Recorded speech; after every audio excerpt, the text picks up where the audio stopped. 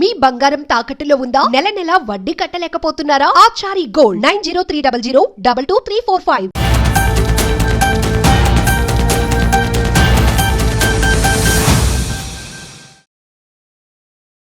నమస్తే, welcome to Magna TV. నేను Aditya. Corona ఈ పేరు వింటే చాలు ప్రపంచ దేశాలు మొత్తం వణికిపోతాయి. సో 2020లో వచ్చినటువంటి కరోనా మహమ్మారి ప్రపంచ దేశాలను ఎంతలా అతలాకుతలం చేసిందో మనందరికీ తెలుసు. ముఖ్యంగా మన దేశంలో ఎన్నో కుటుంబాలు వారి కుటుంబ సభ్యుల్ని కోల్పోయి వారు పడినటువంటి రోదన అంతా ఇంత కాదు.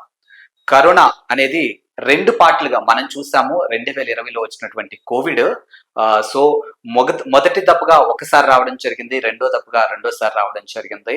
సో ఆ కోవిడ్ వచ్చిన తర్వాత ఆ మనుషుల యొక్క పరిస్థితి ఏ విధంగా ఉందో కూడా మనం చూసామంటే, ముఖ్యంగా ఆరోగ్య రీత్యా వన్స్ కోవిడ్ అటాక్ అయినటువంటి ప్రతి ఒక్కరిలో కూడా ఒక రకమైనటువంటి ఇమ్యూనిటీ సిస్టమ్ అనేది కంప్లీట్ గా కోల్పోయారేమో అనిపించింది. ఆ రోజు నుంచి ఈ రోజు వరకు కూడా చాలా సందర్భాల్లో చాలా మంది కూడా కోవిడ్ కి ముందు కోవిడ్ తర్వాత అనే లైఫ్ స్టైల్ చూస్తూనే ఉన్నాం. అండ్ ఇంకోటి ఏంటంటే, కోవిడ్ కి సంబంధించినటువంటి వ్యాక్సిన్స్ విషయంలో కూడా పలు అంశాలు సోషల్ మీడియా వేదికగా చాలా వైరల్ అయ్యాయి. కోవిషీల్డ్ కానీ కోవాక్సిన్ కానీ ఎవరైతే వ్యాక్సిన్స్ తీసుకున్నారో వాళ్ళందరిలో కూడా ఒక రకమైనటువంటి హెల్త్ కి సంబంధించినటువంటి ఇబ్బందులు వస్తున్నాయని పలు న్యూస్ కూడా మనం సోషల్ మీడియా వేదికగా చూసాం. సో ఇప్పటికే దాదాపుగా కోవిడ్ వచ్చి దాదాపుగా 5 సంవత్సరాలు అవుతున్నప్పటికీ కూడా ఈ మహమ్మారి మాత్రానికి ఇప్పటికీ కూడా ప్రపంచ దేశాలని వదిలి కంప్లీట్ గా వెళ్ళిందా అంటే వెళ్ళలేదనే సమాధానం వినిపిస్తుంది. ప్రతి సంవత్సరం కూడా ఏదో ఒక దేశంలో కానీ ఏదో ఒక ప్లేస్ లో కానీ దీనికి సంబంధించినటువంటి న్యూస్ అప్డేట్ వింటూనే ఉన్నాం. తాజాగా మరొక్కసారి కోవిడ్ ఒక 4 దేశాలని అతలాకుతలం చేస్తుంది అనడంలో కూడా ఎలాంటి సందేహం లేదు.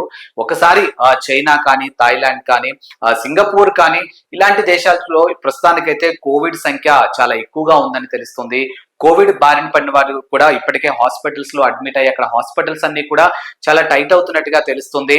ఎట్ ద సేమ్ టైం ఇప్పుడు ఈ కోవిడ్ ఇంపాక్ట్ అనేది మన దేశంలో ఐపీఎల్ మ్యాచ్ మీద కూడా పడింది అన్నట్టుగా ఒక న్యూస్ అయితే ఇప్పుడు సోషల్ మీడియా వేదికగా వైరల్ అవుతుంది.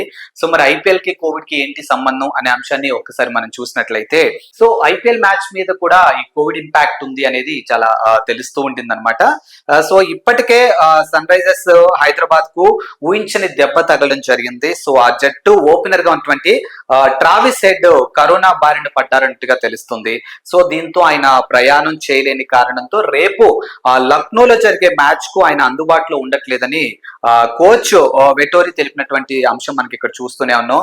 ఇప్పటికే సన్ రైజర్స్ ఆడినటువంటి 11 మ్యాచ్ల్లో 7 ఓడిపోవడం జరిగింది. ఇక దీంతో మిగిలినటువంటి 3 గెలవాలని సన్ రైజర్స్ హైదరాబాద్ అయితే గట్టిగా ట్రై చేస్తున్నట్టు తెలుస్తుంది. బట్ ఊహించని విధంగా ఇప్పుడు ట్రావిస్ కు కరోనా అటాక్ అవటం మాత్రానికి ఇప్పుడు సన్ రైజర్స్ కి ఇది ఒక పెద్ద దెబ్బలాగే మనకి తెలుస్తోంది.